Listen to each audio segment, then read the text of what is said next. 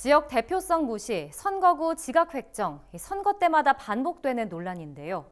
올해도 총선을 코앞에 두고 선거구 획정 작업이 마무리됐지만 다음 총선에선 더 큰 난제로 부상할 거란 분석이 적지 않습니다.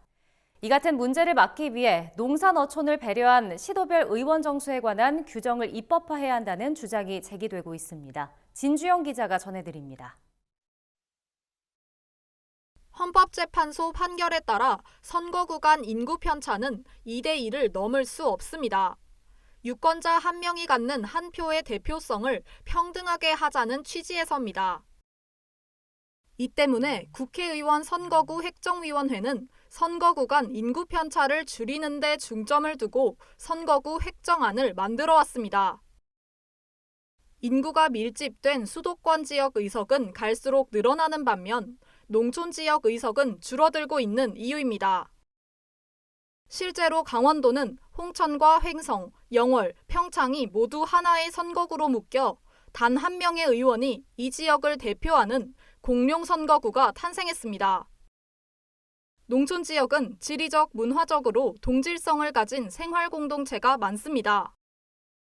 그럼에도 인구수를 이유로 이질적인 지역을 하나로 묶거나 동질성을 가진 지역이 해체되는 문제가 반복적으로 발생하고 있는 겁니다.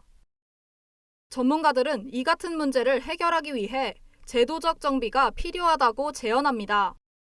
현행 공직선거법상엔 지역구 의석수는 정해져 있지만 시도별로 어떻게 배분할지에 대한 규정이 없습니다. 결국 선거 때마다 반복되는 여야의 선거제 개편 논의 등에 밀려 선거구 획정 논의는 제자리를 맴돌곤 했습니다.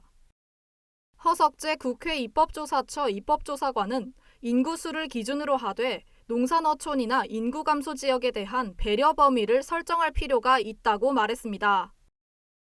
인구 기준을 수도권과 비수도권 간에 약간 탄력적으로 일정한 범위 안에서 허용해 준다든가, 우리가 선거 구간 인구 범위를 2대1 범위에서 맞추듯이 약간의 편차를 허용할 수는 있겠죠. 편차 허용의 범위를 일정 정도 한 다음에 그 안에서 시도의원 정수를 어떻게 배분한다든가.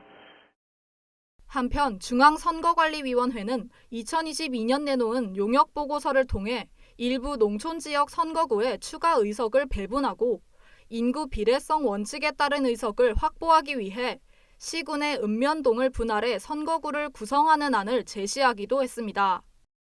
NBS 진주영입니다.